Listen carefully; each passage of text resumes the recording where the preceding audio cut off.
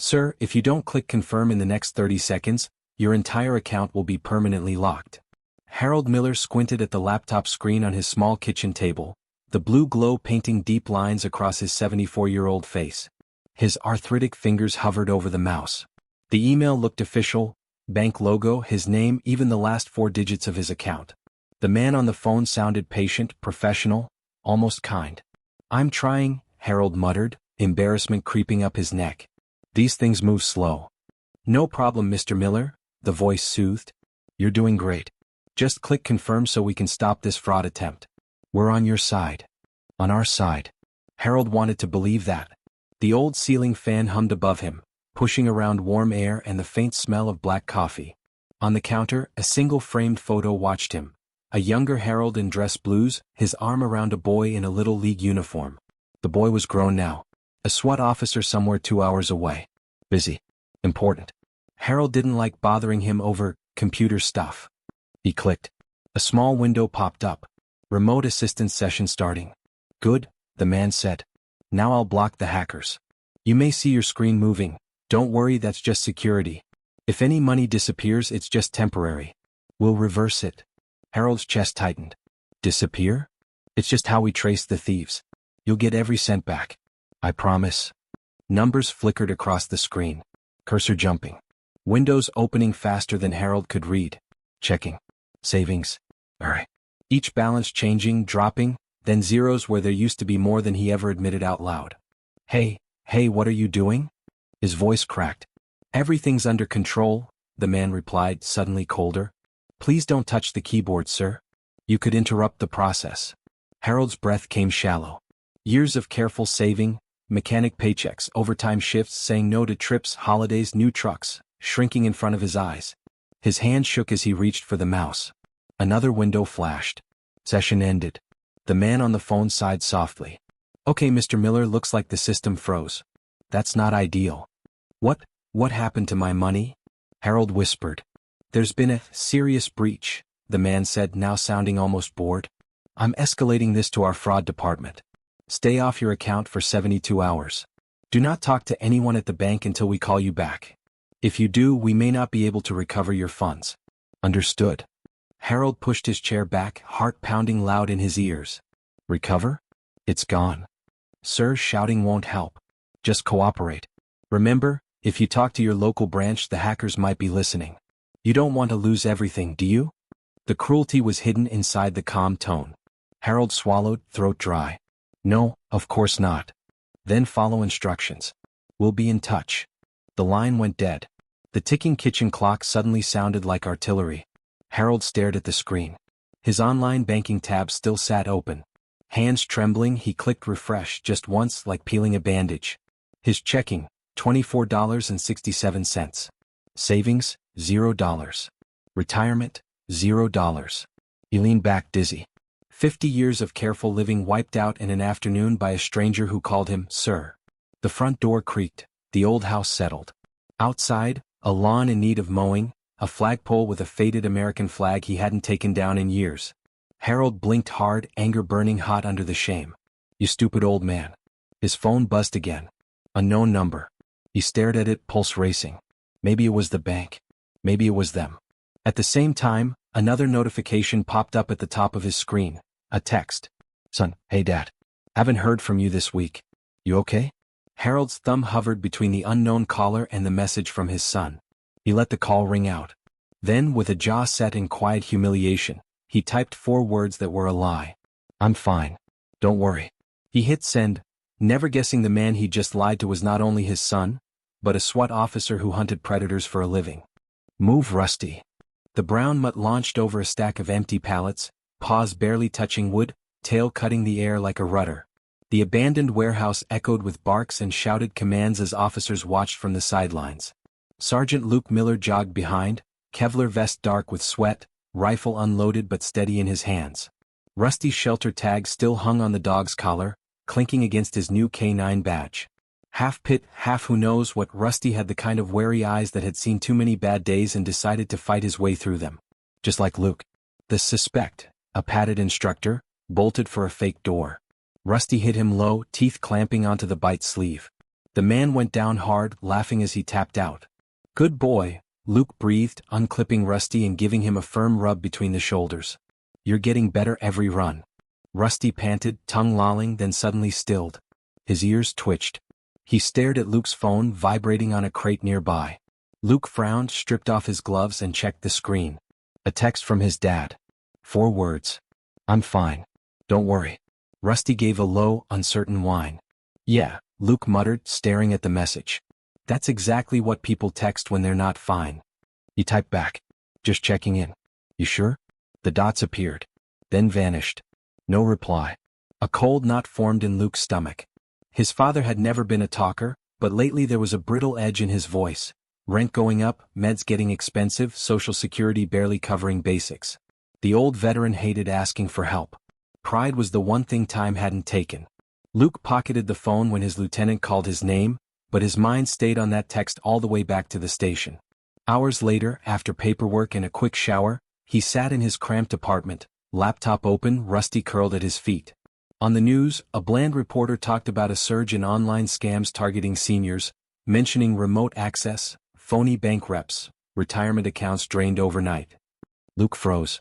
Remote access. His cursor hovered over the news clip's progress bar as images of frightened seniors flashed across the screen. His phone sat inches away on the table, face down. He flipped it over, stared at his father's last message, then hit the call button. Rang. And rang. And rang. Voicemail. He told himself it was nothing. Old guys fell asleep with the TV on all the time. But his fingers were already opening a browser, logging into a restricted law enforcement database. He searched for complaints in his dad's county with keywords, online scam, bank, veteran. One report from that afternoon, flagged but not yet assigned, elderly male claims entire retirement stolen via computer. Caller instructed not to contact bank branch. Luke's heart dropped. Name, Harold Miller. Rusty's head snapped up at Luke's sudden inhale. The dog whined, pacing, sensing tension. Luke grabbed his keys, his badge, and Rusty's leash all in one motion. He was halfway out the door when his phone finally lit up. Dad calling. He answered on the first ring. Dad? What happened? Harold's voice sounded thin, like it had been wrung out and hung to dry. Oh, I made a mistake. I know, Luke said softly, already running for the truck. But we're gonna fix it. Tell me everything. I gave them access. Thought it was the bank. They took it all, son. Everything your mom and I saved. And they said if I talked to anyone. The line went fuzzy, then cleared. They'd make sure I lost the house too. Luke's jaw tightened. They threatened you? Rusty barked once, sharp as if answering for him. On the other end, Harold swallowed. They said they'd handle things personally, if I caused trouble. Luke, there was a car outside earlier. Just sitting there. I thought maybe it was nothing but... He trailed off. What kind of car? Luke demanded, sliding behind the wheel, Rusty leaping into the passenger seat. Black SUV. Windows dark. I think it's back. Luke's grip tightened on the steering wheel. Can you see who's inside? Harold shuffled closer to a window. Old floorboards creaked through the phone. I can't see their faces. They're just waiting. Dad, listen to me, Luke said, voice low, tactical instincts firing. Step away from the window. Lock all your doors. Don't open up for anyone. I'm on my way. How long? Harold whispered. 2 hours if I drive like I did when you taught me to stick shift. Luke tried to inject a smile he didn't feel. Call 911 if they come to the door. Tell them you're a robbery victim and there's a suspicious vehicle outside. They said not to call the cops, Harold muttered. Yeah, well, Luke said, starting the engine, lights of the parking lot streaking past his windshield. They didn't know your son is one. As he pulled onto the highway, siren wailing, Harold's voice came back, small and frightened. Luke, someone just got out of the SUV. They're walking toward the house. The line went dead.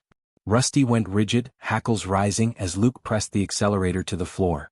If you want to know how this story ends, subscribe to the channel and don't miss the next chapters. The first knock was almost polite. 3 soft raps on old wood, the kind that would have sounded harmless on any other night. Harold stood in the hallway, every light in the house suddenly feeling too bright, too exposing. His heart thudded against his ribs. Mr. Miller? A man's voice floated through the door, smooth and confident. This is Daniel from the bank's fraud department. We spoke earlier today. Harold's mouth went dry. You're from the bank? Yes, sir. We detected unusual activity after your call. I was in the area and came personally to resolve it. That's how seriously we take our veterans. Mind if I step in for a moment? Harold stared at the deadbolt. Something in the man's tone, it wasn't the same one from the phone, but it carried the same oily assurance. He thought of Luke's voice, sharp with worry. Don't open up for anyone. I'm not supposed to talk to anyone else? Harold stammered through the door. You said not to talk to the branch. That's right, sir. Not the branch. They're under investigation. I'm corporate. A light chuckle. I understand this is confusing. Tell you what, just take the envelope, I'll slide under the door. It has important papers we need you to sign in the morning. Harold hesitated. Papers? That sounded normal. Safe. The knock came again, firmer this time. Outside, the street lamps hummed. Inside, the clock ticked loudly. Harold's fingers trembled on the doorknob. Why don't you just leave it on the porch, he said. I'll get it later. Pause. Longer this time. Mr. Miller, the man said, his voice shifting, losing the fake smile. If we don't clean this up tonight, your bank will file a report in the morning. They'll freeze your account for good. You told me your son helps you sometimes, right? Be a shame if his paycheck started bouncing too. Harold's stomach lurched. He had never mentioned Luke's job. Not once. How do you know about my son? He whispered. Another pause. Then coldly, open the door. Harold stumbled back, fear rising in his throat. On the highway, Luke's SUV ate up miles. Rusty braced in the passenger seat, ears pinned back against the siren's wail. Luke's phone buzzed with notifications. Dispatch updates, fraud unit alerts, a forwarded memo about a multi-state scam ring using local couriers to pressure victims. He caught a glimpse of a name in one report, Blackwell Financial Solutions LLC. Shell Company. Suspected laundering front. Somewhere in his exhaustion-blurred memory, that name rang a bell from a SWAT briefing. Local pickups. Threats. Violence if victims talked. His dad was exactly their target profile. At Harold's house, the knocking stopped. Silence settled in like a heavy blanket. Harold strained to listen. Footsteps on the porch. A faint metallic sound. He shuffled to the kitchen, grabbed the only weapon he still trusted, a worn aluminum baseball bat leaning in the pantry. It felt lighter than he remembered. So did he. The doorknob jiggled. Final chance, old man, the voice outside said, all pretense gone. You open this door and we talk. You don't? A pause, then a quiet, venomous chuckle. Things get messy. And I promise nobody from the real bank is coming to help. Harold lifted the bat, knuckles white. His phone buzzed on the end table, Luke calling again. He lunged for it, thumb sliding across the screen. Before he could speak, a new sound cut through the house. The sharp, dry crack of splintering wood. The front door shook in its frame. Dad. Luke shouted into the phone, siren still screaming behind his voice. Stay away from the door. I'm 10 minutes out. Harold didn't answer. He watched a screw pop loose, metal clattering to the floor. The deadbolt groaned. Dad. Luke yelled again. The door's center panel splintered inward, a black-gloved hand reaching through to fumble for the lock. Harold drew a breath, bat raised, knees trembling. He had been afraid plenty of times, in jungles, on dark roads, in hospital corridors, but something about a stranger forcing his way into the last small place in the world that was his felt different. Smaller. Dirtier. He swung the bat. It connected with the reaching arm with a crack that sent pain up Harold's shoulders. The man outside cursed, yanking his arm back. You're gonna regret that, old man, he snarled. Harold dropped the bat, chest burning. He wasn't 20 anymore. He wasn't even 60. He staggered, vision tunneling. Dad, talk to me. Luke's voice pleaded from the floor, the phone having slid under a chair. Blue lights flashed in the distant night as Luke took an exit, Rusty bracing as the SUV fishtailed slightly. Back at the house, the doorframe gave way with an ugly crunch. The door flew inward. A tall figure in a dark hoodie stepped through the threshold, one hand clutching his injured arm, the other dropping to his waistband where something metal flashed. Harold's knees gave out. He sank to the floor, breath coming in ragged bursts. The intruder smiled, cruel and slow. Let's talk about your retirement, Mr. Miller. Outside, unnoticed by both men, a second car rolled to a stop at the end of the street, plain, dark, and all too familiar to Luke from his briefings. The scammer didn't know it yet, but he wasn't the only predator closing in on Harold's little house. Harold had forgotten what real terror felt like. The years had blurred the sharp edges of past fear, mortars, incoming fire, the deafening crack of rifles, into a kind of distant thunder in his head. But as the intruder stepped fully into his living room, hoodie shadowing his face, hand resting casually on a concealed pistol, the old veteran felt something he hadn't in decades. Helpless. "Nice place," the man said, glancing around at the faded recliner, the bookshelf stuffed with war paperbacks and repair manuals. He nudged a framed photo with his foot, Harold and his late wife on their 20th anniversary. It toppled, glass cracking against the hardwood. Harold flinched. The intruder noticed and smirked. "Relax. We're just having a conversation." He sauntered over, picking up the bat Harold had dropped. "You swing this at me again and things get unprofessional." Harold forced himself to meet the man's eyes. Young, maybe early 30s. Expensive watch. Clean sneakers. A faint smell of cologne that didn't match the hoodie and jeans. This wasn't some desperate street junkie. He looked like someone who thought he was untouchable. "You stole my money?" Harold rasped. "All of it." The man shrugged. "Not personally. I'm more of a customer service representative. My boss handles the big numbers. I just make sure our clients cooperate." He twirled the bat once, then let it clatter to the floor, leaning close enough that Harold could see the lazy confidence in his gaze. "And right now you're not cooperating." Outside, tires screeched. 2 sets. The intruder's head snapped up. "You call someone?" Harold shook his head, fear and hope twisting together. "I called my son." The man swore under his breath, pulling a phone from his pocket and tapping rapidly. A car door slammed outside. Another.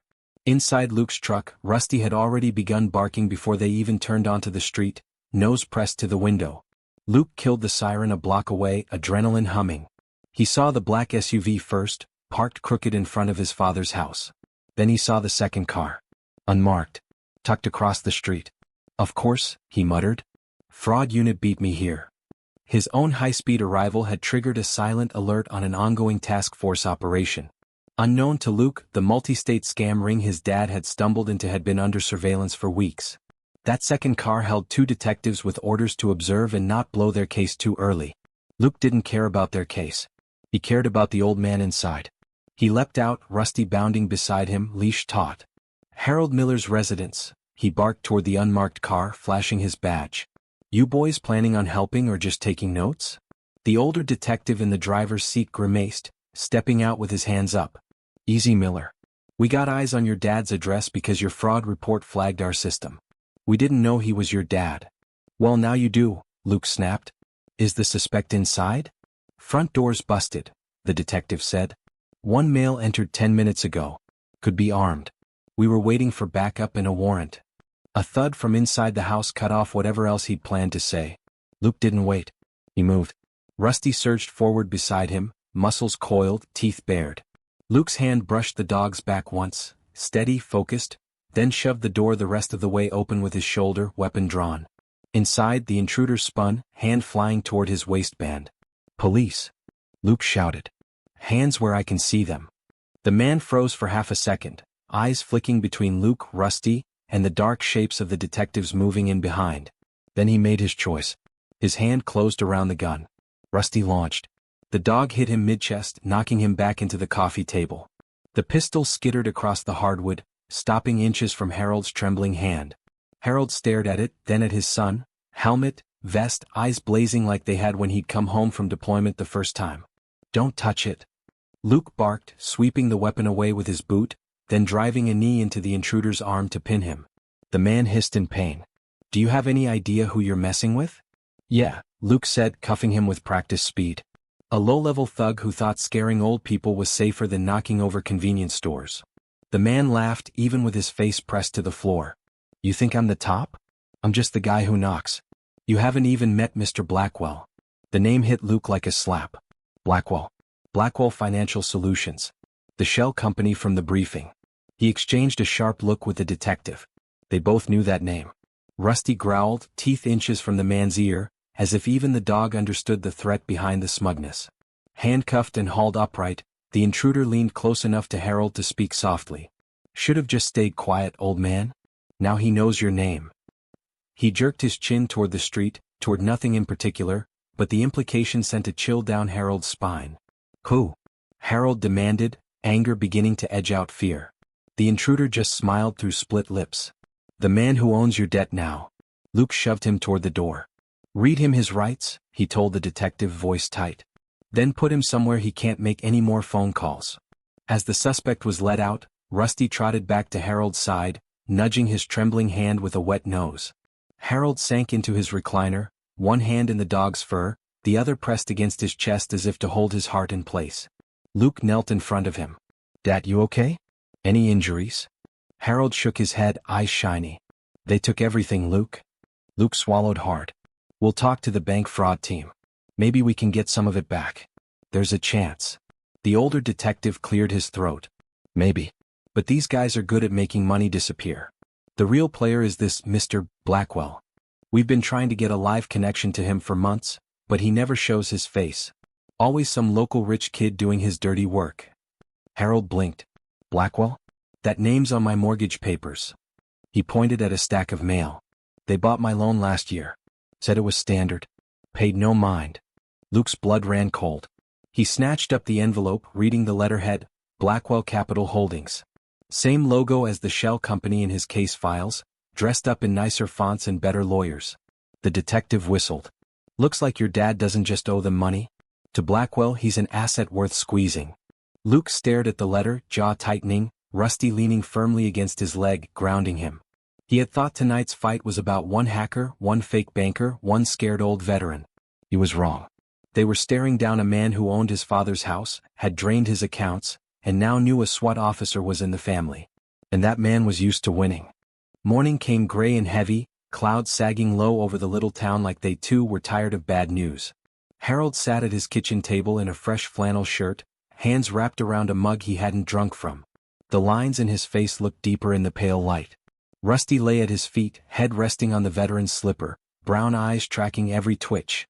Luke stood at the counter, phone on speaker, listening to the tinny-hold music from the bank's fraud department. A stack of documents lay between them, mortgage statements, Social Security award letters, a meticulously kept ledger where Harold had tracked every deposit and withdrawal by hand.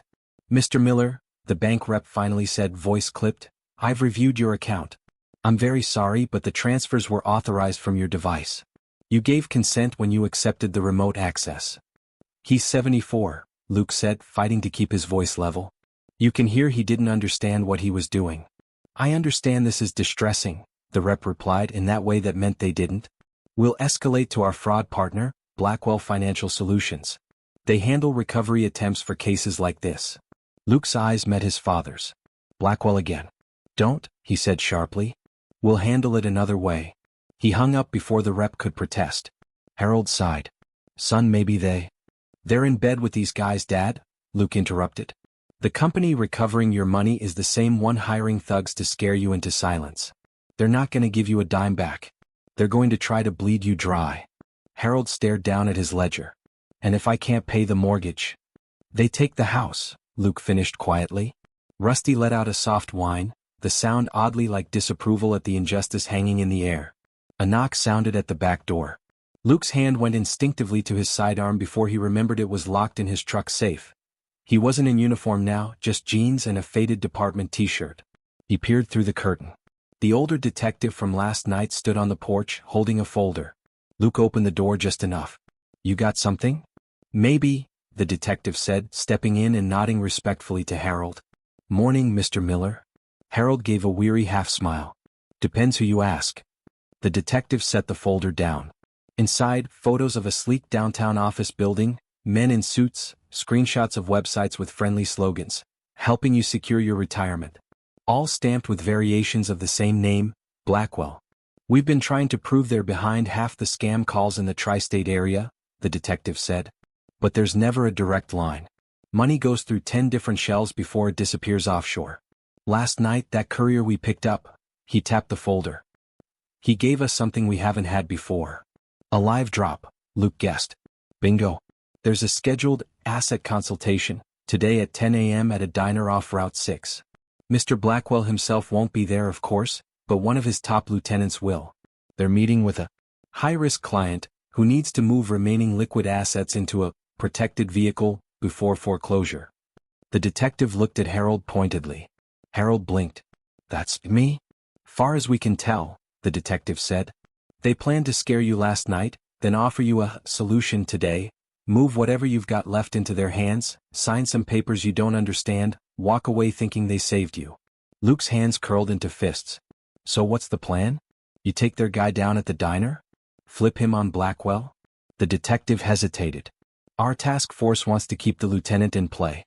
They think he's their best shot at getting closer to the man at the top. If we spook him too hard, Blackwell disappears for another 5 years.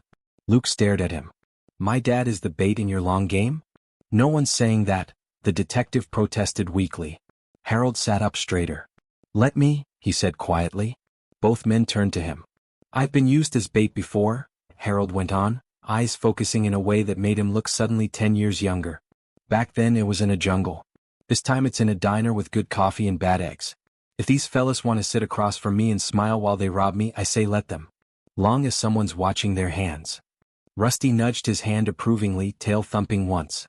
Luke shook his head. No, absolutely not. You're not walking into a meet with crooks who send armed men to old folks' houses. Harold's gaze softened. Son, they already know where I live. They've already taken everything. I won't spend what years I've got left hiding from people who treat veterans like easy pickings. Silence stretched. Outside, a pickup rolled past, country music drifting faintly through its open window. The world kept moving, indifferent. The detective cleared his throat. Look, we can wire the place, cover every exit. You sit at a table with your dad, keep it casual. Our units stay back until we have enough on tape. Verbal threats, coercion, anything tying them to last night's break-in. Then we swoop in. Luke rubbed a hand over his face. The cop in him saw the opportunity, the son in him saw only risk. He glanced down at Rusty, who stared back, head tilted as if waiting for the right command. Finally Luke exhaled. We do this my way. I pick the table. I brief the staff. And Rusty goes with us. The detective arched a brow. Policy doesn't usually allow. Rusty goes, Luke repeated. He smells guns, trouble, fear. He saved my life twice already in training scenarios. If these guys are planning anything more than paperwork, he'll give us a few seconds warning I might not get otherwise. Harold smiled faintly. I like this dog. Rusty wagged his tail once as if accepting the compliment and the job in one move. The detective closed the folder with a resigned nod. Fine. We roll at 9:30. Mr. Miller, you'll need to bring whatever financial paperwork they asked for. Make it look real. Harold pushed back his chair, moving more steadily than he had all morning. Guess I'll get my ledger then? Luke watched him shuffle toward the bedroom, a mix of pride and fear twisting in his chest. They were about to walk a 74-year-old man who had already lost everything into a meeting with the people who had done it, and those people still believed they held all the power. What they didn't know, what they were about to find out, was that the scared old vet they thought they'd broken was walking in with a SWAT officer at his side. And a brown rescue mutt who had never once backed down from the smell of danger. The diner off Route 6 was the kind of place that hadn't changed its menu or its curtains since the 80s. Faded red vinyl booths, the smell of burnt coffee and bacon grease, a bell on the door that jingled with every customer. Harold stood just inside the entrance, clutching his ledger to his chest. His Sunday shirt felt too stiff, his hands too loose. Luke walked beside him, casual in a hoodie, a baseball cap pulled low.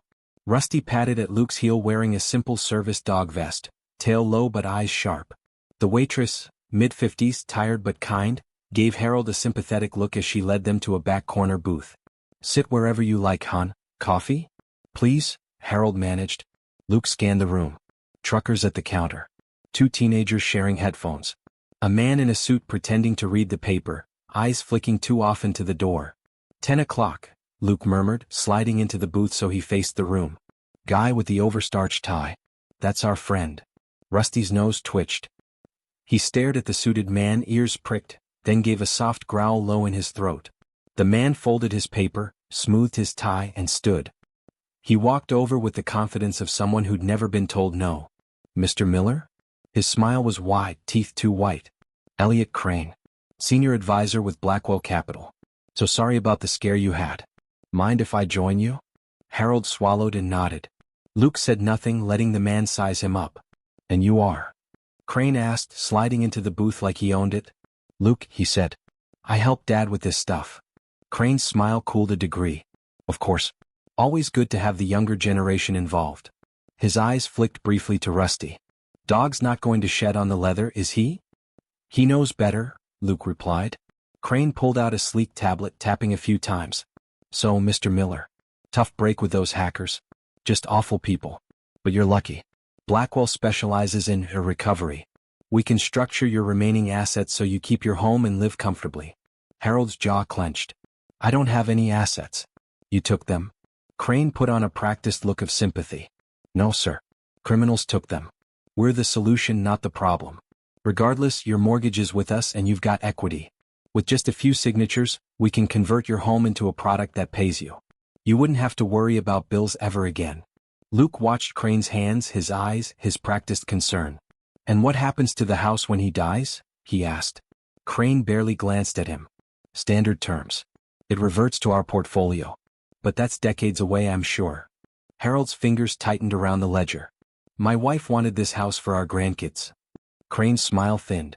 Your wife, rest her soul, didn't foresee an international cybercrime ring targeting your retirement. Times change. You adapt or you lose everything. I'm here so you don't lose everything. Rusty whined, shifting suddenly. His gaze slipped past Crane toward the window. Luke followed it. A second man stood by a black sedan in the parking lot, eyes hidden by sunglasses despite the overcast sky. He wasn't coming inside. He was watching. His hand rested casually in his jacket pocket. Luke's pulse kicked up. Dad, he said softly, keep him talking. Harold's voice shook, but he forced himself to meet Crane's eyes. And if I say no? Crane's smile disappeared completely. Then, he said, lowering his voice, my boss assumes you'd rather fight this in court. And I promise you, Mr. Miller, we have more lawyers and more time than you do. Foreclosure, collections, liens. You'll spend whatever's left of your life dodging phone calls. Is that how you want to spend it? Outside, the man by the sedan took a step closer to the entrance. Rusty's growl deepened, rumbling through the table. Luke's hand slid under his hoodie, fingers brushing the badge clipped inside his waistband. The detective's car idled around the corner, just out of sight, listening through the wiretap in Harold's pocket. Crane leaned in, his words soft but razor-sharp. Sign the papers and we make this go away. Harold's hand trembled as Crane slid a digital pen toward him. Rusty suddenly went rigid, eyes locked on the door. The man from the sedan started walking toward the diner, one hand still buried in his jacket. And Rusty, who had been quiet through gunfire and sirens and shouting, let out a deep, explosive bark that made every head in the diner snap up and turn toward the glass.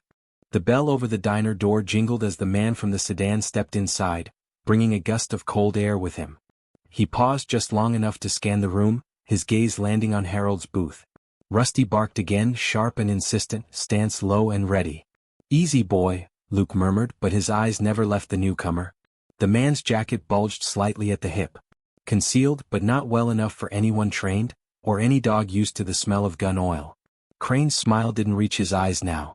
Everything okay, Joel? He called casually. Joel. The man gave a small nod, barely moving his chin, then took a seat at the counter, where he could watch the whole room in the mirror behind the coffee pots. Luke's mind clicked through possibilities. Backup. Intimidation. Insurance in case the old man got brave. Or in case the son did. Mr. Miller, Crane said, turning back, signing today gives us more options. My partner is here to notarize. Saves you a trip to town. Harold's chest rose and fell faster. You bring muscle to a meeting about paperwork? Crane's lips curled. You bring your own muscle. His eyes flicked to Luke's broad shoulders. Fair's fair. The waitress approached with a fresh pot of coffee, sensing tension like static in the air. Everything all right over here? Crane's expression smoothed over instantly. All good, ma'am.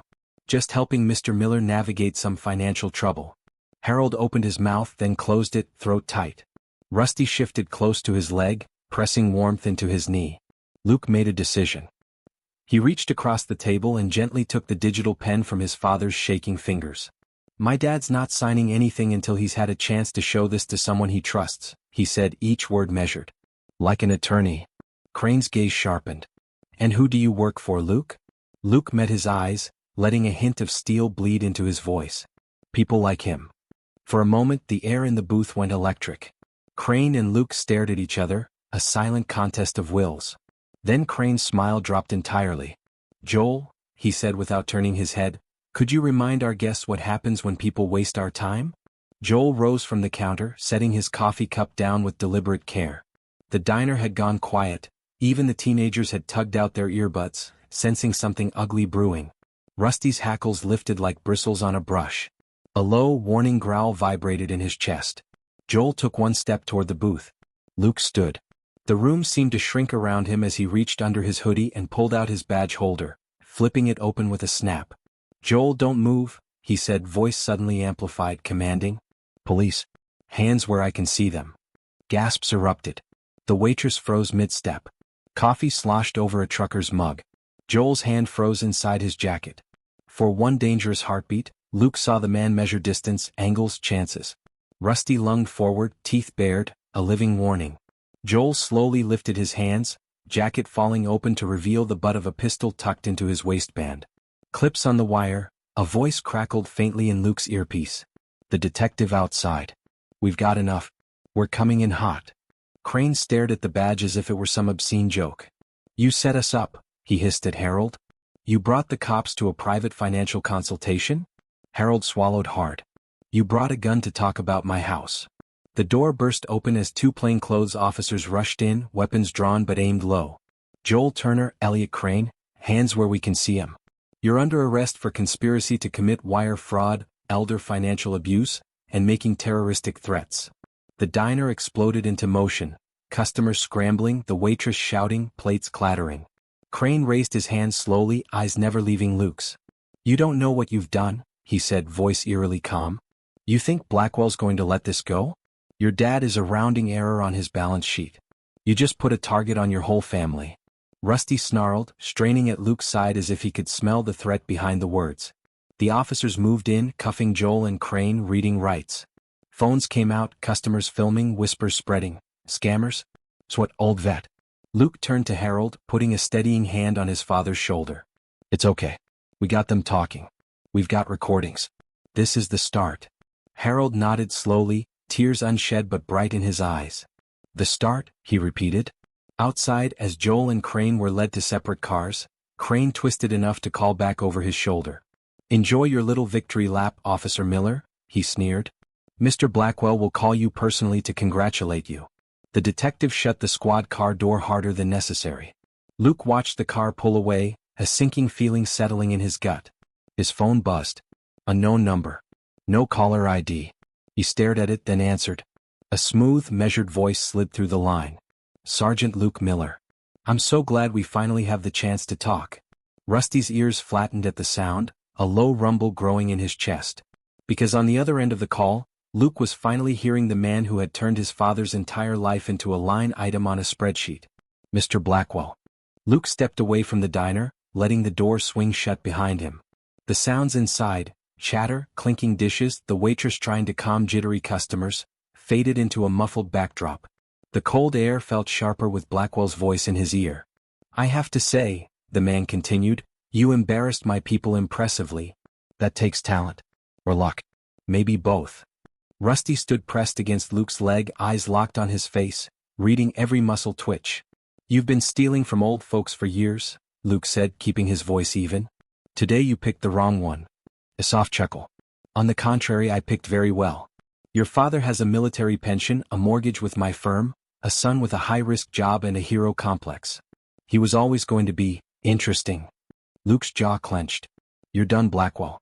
We've got your lieutenants on tape threatening a 74-year-old veteran in public. We traced the shells back to you and what?" Blackwell cut in, amusement gone. "You think you're the first cop with a microphone and a savior fantasy? I'm an asset manager, Sergeant. I don't pull triggers. I don't make phone calls from traceable numbers. I donate to veteran charities, for heaven's sake. I'm on the Rotary Club." He sighed, and the sound contained more contempt than weariness. "Elliot and Joel will find very good lawyers. They'll say they were trying to protect an old man from making bad choices.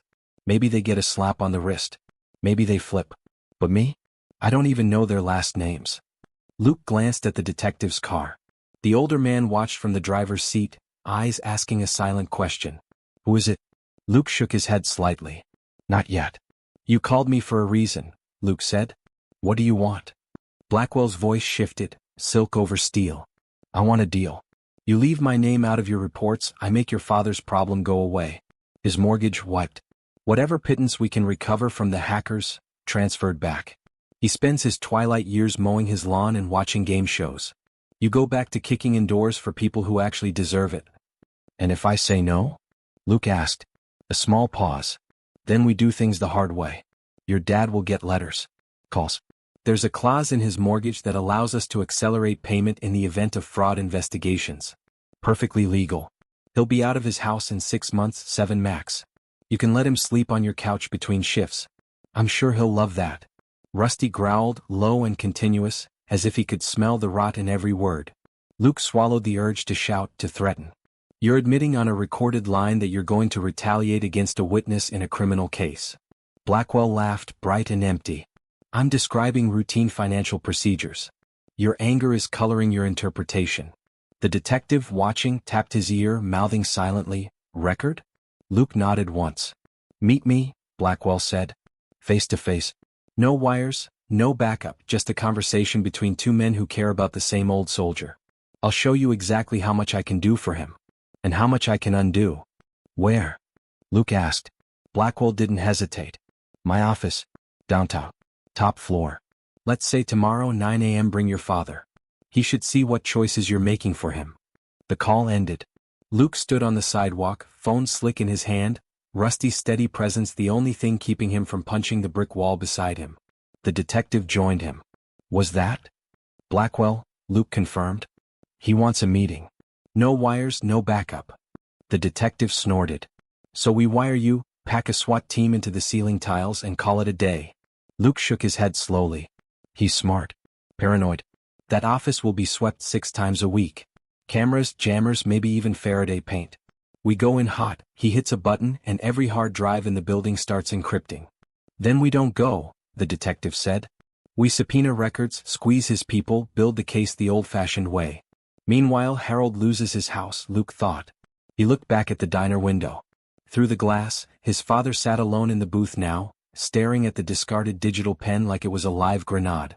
The waitress topped off his coffee gently, eyes full of pity.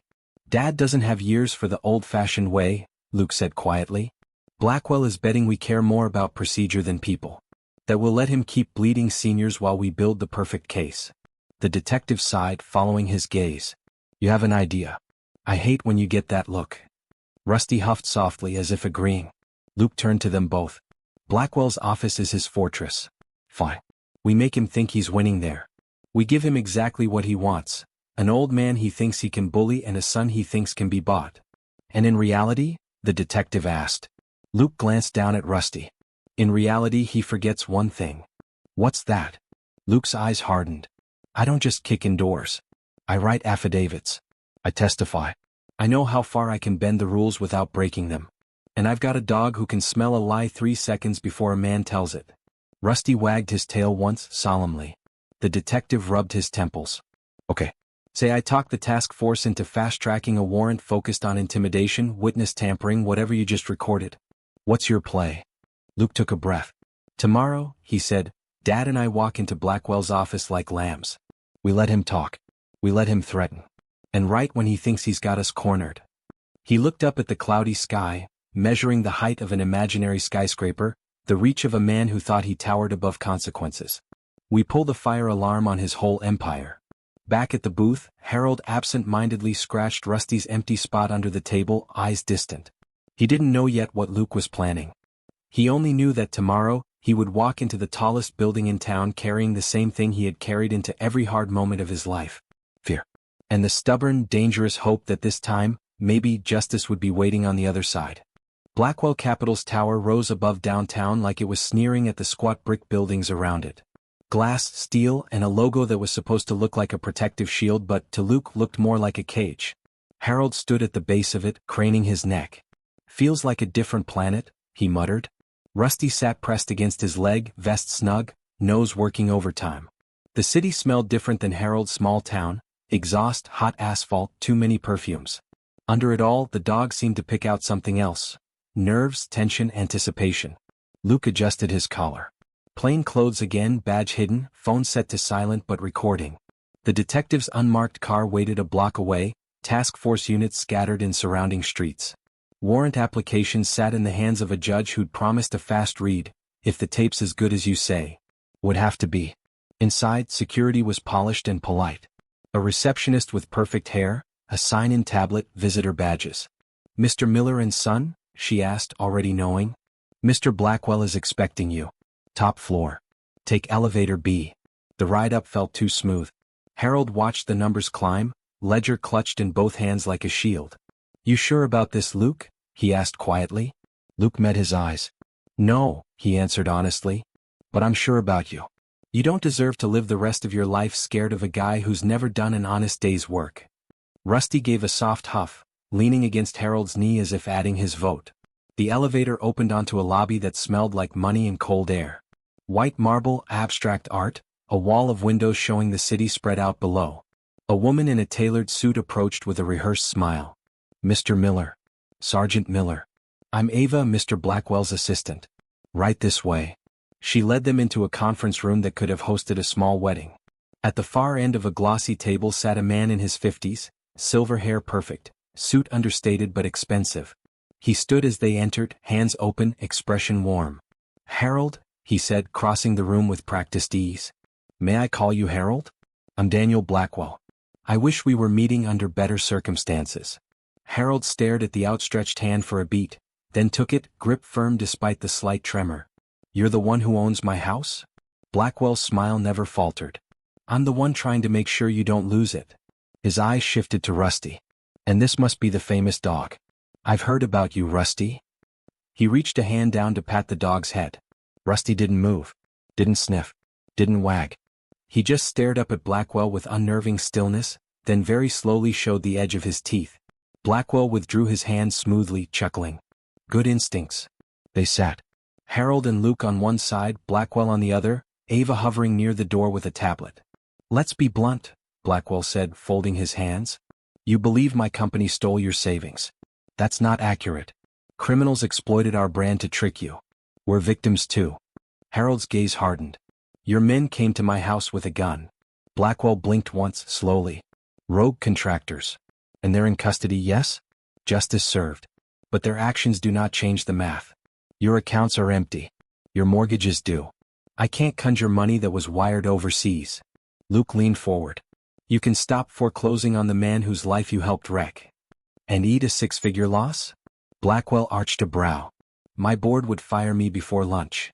Rusty shifted under the table, head tilting, as if listening not to the words but to the heartbeat behind them.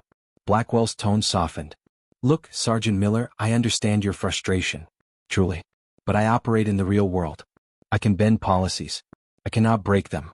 Here's what I propose." He slid a document across the table. "We convert Mr. Miller's mortgage into a life estate. He keeps living there until he passes. No payments. No foreclosure. In exchange, he signs over all remaining equity and releases us from liability for the unfortunate events that led us here." Harold stared at the paper. "Sign away my right to complain, you mean?" Blackwell smiled. "Sign away your right to spend your final years in courtrooms. Isn't peace worth more than a grudge?" Luke felt his jaw tense. "You make this sound like mercy. It's damage control. You keep the house, keep the profits, and erase the paper trail that leads back to you." Blackwell's eyes cooled. "Careful, Sergeant. Words like that in a place like this stray into defamation." Rusty gave a low growl, gaze flicking toward the far wall. Luke followed it, noticing for the first time the faint outline of a camera bubble in the ceiling corner, the subtle hum near the baseboards. Jammers. No wireless bugs were getting anything out of this room. Blackwell saw the shift in Luke's eyes and smiled like a cat. "You didn't really think I'd let you record me in my own house, did you?" Luke's stomach dropped. The phone in his pocket was still recording, but nothing was leaving this room. "You called me," Luke said. "You wanted this." Blackwell's smile faded, revealing the steel underneath. "I wanted you to understand the board. The rules. The math. And to make a choice." He picked up a slender pen, slid it toward Harold. "Sign and you keep your home. Refuse and we proceed with foreclosure. No threats. No goons. Just letters and hearings and auctions. All quite legal. I sleep fine either way." Harold's fingers hovered over the pen. Rusty's breathing quickened, sensing the old man's distress. Luke's pulse hammered. No live feed. No backup breach without a warrant in hand. Blackwell perfectly within the letter of the law, twisting it like a knife. "Unless—" "Dad," Luke said softly, "may I see your ledger?" Harold blinked, then handed it over. The worn book fell open to a page where neat handwriting listed every payment, every auto-debit from Blackwell. Luke flipped back further. There. A notation from a year ago, loan sold to Blackwell Capital. New terms? Underlined twice. He looked up. You refinanced him without a full disclosure meeting, didn't you? Mailers, phone calls, boilerplate language. No clear explanation that one missed payment could trigger acceleration. Blackwell shrugged. Standard practice. Our legal team. Got lazy, Luke cut in. And let your people record calls where they promised no risk and veteran protections. Calls my dad wrote down dates and times for. He tapped the ledger. That's evidence. Old school, yeah. But evidence. For the first time, something like irritation flickered in Blackwell's eyes. Luke stood slowly. You're right about one thing. This room is your turf. Your rules. So we won't play here. He clapped his hands once, loud. Rusty jolted to attention, eyes locking on Luke's face. Rusty, Luke said, voice sharp. Out. The dog bolted for the door, slipping past Ava before she could block him. She yelped in surprise as Rusty barreled into the hallway. Hey, she shouted. Get that dog back in. The door swung shut behind him. Blackwell frowned. What are you doing? Luke met his gaze evenly. My dog's better with stairs than elevators. And my warrant application needed something it didn't have until about 5 minutes ago. Harold's brows knit. What's that? Luke exhaled. Probable cause for emergency entry. Downstairs, Rusty was already racing through the lobby, nails skittering on polished floor, heading for the stairwell door where the detective waited with a handful of papers and a radio full of restless SWAT. Blackwell stood, anger replacing his smooth facade. You're not leaving this building with anything that belongs to me, he snapped. He reached toward the underside of the conference table, fingers finding a recessed button. Rusty's frantic bark echoed faintly through the floor just as Blackwell pressed it. Somewhere deep in the building, servers hummed louder. A soft chime sounded from Ava's tablet. On the screen, a progress bar appeared beside a label. Global data purge, confirmed. Encrypting. 1%, 2%, 3%. Blackwell smiled thinly. You might take my time, Sergeant. But you'll never take my records. The door handle rattled.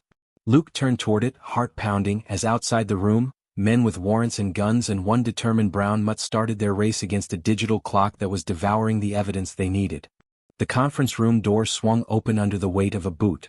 The detective stumbled in first, warrant in hand, Rusty surging past his legs like a shot of espresso with teeth. Daniel Blackwell, the detective barked, we have a signed warrant to seize all records related to Harold Miller and associated shell companies. Step away from any devices and keep your hands where we can see them. Blackwell's eyes flicked from the warrant to the tablet where the progress bar rolled steadily. Encrypting. 18%. 19%. 20%. Ava froze, caught mid-tap. Rusty lunged toward her, not biting but planting himself between her and the tablet, lips peeled back, a clear warning. Call off the dog, she shrieked. Take your hands off the screen, Luke ordered, stepping around the table. Now. Blackwell raised his palms slowly but his lips curled. You're too late. Every byte you think you need is turning to digital ash as we speak. By the time your tech boys crack it, the statute of limitations will be your real enemy. The detective moved to the wall, flipping open a concealed panel Blackwell hadn't expected anyone to know about. Inside, a bank of drives blinked frantically, lights strobing as the purge continued. Kill power. Luke shouted. An officer in the hall yanked a breaker switch. The lights flickered and died, plunging the floor into dim emergency glow. The drives whirred, then spun down, lights going dark mid-blink. The room held its breath. The detective exhaled. Partial. Whatever was written is written. Whatever wasn't is frozen mid-sentence. Our tech guys might be able to work with that. Blackwell laughed softly. Might is doing a lot of lifting there. Rusty circled closer to him, nostrils flaring. The dog's posture shifted from aggressive to intent, like he'd caught a new scent. He sniffed at Blackwell's suit pocket, then growled, pawing once at the fabric. Keep him away from, Blackwell started. Empty your pockets, Luke cut in. All of them. Blackwell hesitated, then slowly pulled out his phone, a sleek black device with no visible branding. He held it between two fingers. Work phone. Encrypted. Company policy. Rusty barked, loud and sharp, making everyone jump. Luke's eyes narrowed. You hit purge on more than just these drives, didn't you? He asked quietly. You've got a remote wallet app on there. Crypto offshores the works. That's where my dad's savings went. Blackwell's mouth quirked. Allegedly. The detective stepped forward, producing an evidence bag. Allegedly, we're confiscating all devices pursuant to this warrant. Ava looked stricken. You can't just. We can, the detective said. And we are. As he dropped the phone into the bag, it vibrated once, screen lighting up enough for Luke to glimpse a notification. Transfer pending, $4,872,900. Awaiting biometric confirm. The screen dimmed again as the battery, strained by the purge, dipped low. Luke stared at Blackwell. You were about to move the pot. All the stolen funds, one last sweep. Blackwell shrugged, shackles clinking as an officer cuffed him. Or I was moving company reserves. You'll never prove which. And without passcodes, your techs will be locked out until long after this old man, he jerked his chin toward Harold, is beyond caring. Rusty whined, scratching at the evidence bag, tail whipping anxiously. Luke dropped to one knee, taking the bag gently. Easy boy. Rusty licked the plastic near the fingerprint sensor on the phone, then looked up at Luke, ears up, eyes bright. A behavior Luke had seen once in training, when Rusty had been taught to alert on a specific tone. Opportunity. Sergeant, the detective warned, chain of custody. I know, Luke said. Just watch. He turned the phone so Blackwell could see the dark screen. You know how this goes, Luke said. If you cooperate, judges love that. Makes bail hearings go smoother, sentences lighter. Blackwell smirked. You want my thumbprint? Cute. I want you to think, Luke replied. Right now that device holds a record of every scam, every shell, every account. It also holds leverage. Names of partners who will throw you under the bus the minute you're no longer profitable. People much scarier than me. Blackwell's eyes flickered just for a second. You walk in there with nothing on your side but denials, Luke continued. They'll let you rot. You walk in with a phone full of secrets you're willing to trade. Maybe you don't die in a cell. Rusty whined softly, pressing closer to Luke's shoulder, gaze locked on Blackwell. Cooperate, the detective added grimly, and we can recommend protective custody. Maybe relocation. New name in some quiet town. You stiff us and we just log the phone as evidence and let everyone wonder what you gave us. Silence stretched. The emergency lights buzzed. Harold looked at Blackwell, really looked at him, not as a monster now but as a man cornered by the same greed that had cornered so many others. You think you're untouchable, Harold said quietly. But you're just another guy who got scared of losing what he piled up. You ain't special. Just louder.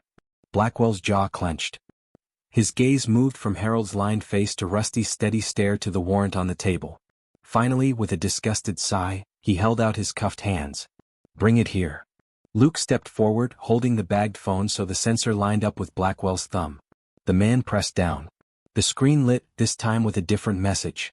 Biometric accepted. Transfer on hold, manual review required. A cascade of notifications flooded in, listing accounts, transfers, routing numbers. The detective's eyes widened.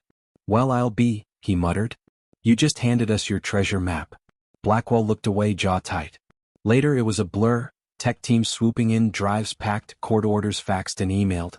Emergency injunctions to freeze suspicious accounts. Calls to FBI cyber units and state AG offices. A web of numbers slowly solidifying into cases, indictments, restitution funds. In the days that followed, news anchors would talk about a major elder fraud empire collapsing. They'd quote officials about millions recovered, and dozens of seniors protected from losing everything. They wouldn't mention Rusty. They wouldn't mention a brown shelter mutt who had growled at just the right moment, who had paced and pawed and whined like he could smell the shape of injustice in the air. They wouldn't mention a ledger or shaky handwritten notes, or a 74-year-old man who refused to sign away his right to be angry. Weeks later, Harold sat on his porch in his battered lawn chair, a letter in his lap. The sun was warm on his face. Rusty snored softly at his feet. Luke leaned against the porch rail, watching his father reread the same paragraph. Judge approved the settlement, Harold murmured. House is safe. They can't touch it. Ever. His throat thickened. Money's not all coming back, but enough to keep the lights on. Enough for groceries that aren't always on sale. Luke smiled. And the state's setting up a fund with whatever they can't match to specific victims. Your name's at the top. Harold folded the letter carefully. Feels strange, take money from the same pot that hurt so many. It's not Blackwell's money anymore, Luke said softly. It's theirs. And a lot of them are sleeping easier tonight because you didn't roll over. Rusty stirred, rolling onto his back, paws in the air. Harold chuckled and scratched his belly. This dog, Harold said, voice fond, he's gonna get spoiled rotten. He already is, Luke replied. The department's giving him a commendation. Outstanding service in financial crimes. They laughed together, the sound easy for the first time in a long time. Harold grew quiet. You know what scared me most that night? He asked. Luke shook his head. Wasn't the money. Wasn't the gun. It was feeling like I was just some sucker whose whole life could be erased with a keystroke. Like I didn't matter. Like I was just easy prey. He looked at his son, eyes bright. You made sure they knew I wasn't. Luke swallowed, emotion hitting unexpected and hard. You've never been easy anything, Dad? They sat in comfortable silence a moment, the flag on Harold's pole fluttering lazily in the breeze.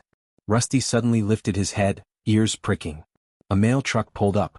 The carrier jogged over, handing Harold a small padded envelope. Another one from the Attorney General's office, she said. You're famous, you know. My grandma saw you on TV and said, that man looks like he remembers how to swing a bat. Harold flushed, chuckling. Once or twice. Inside the envelope was a simple certificate. In recognition of your courage and perseverance, Harold Miller is hereby commended for his role in exposing predatory financial crimes against seniors. Harold stared at his name in printed letters, then at the official seal. Guess they ran out of medals in '73, he joked weakly.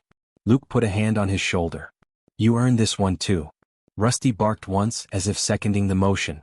As the sun dipped lower, painting the yard gold, Harold watched his son toss a ball to Rusty, the dog bounding across the grass with a joy that had nothing to do with money or mortgages.